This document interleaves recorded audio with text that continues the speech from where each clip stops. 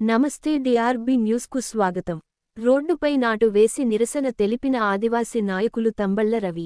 వర్షాకాలం వచ్చి నెల దాటినా కూడా బ్లీచింగ్, దోమల మందు కొట్టని పంచాయతీ అధికారులు. భద్రాద్రి కొత్తగూడెం జిల్లా చండ్రుగుండ టౌన్లోని డబుల్ బెడ్రూమ్ ఇళ్ల దగ్గర 4 చినుకులు పడ్డా రోడ్లు మొత్తం బురదమయం అవుతున్నవి.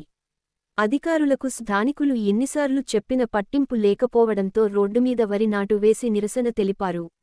వర్షాకాలం వచ్చి నెల రోజులు అవుతున్న ఇప్పటివరకు ఈ కాలనీలో బ్లీచింగ్ చల్లింది లేదు, దోమల మందు కొట్టింది లేదు.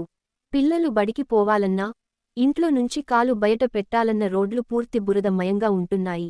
స్థానిక అధికారులు స్పందించి కాలనీవాసులు రోగాలు బారిన పడకుండా చర్యలు తీసుకోవాలని, వారికి తాత్కాలికంగా బురద లేకుండా బేబీ చిప్స్ పోయాలని ఆదివాసీ నాయకులు తంబళ్ల రవి డిమాండ్ చేశారు.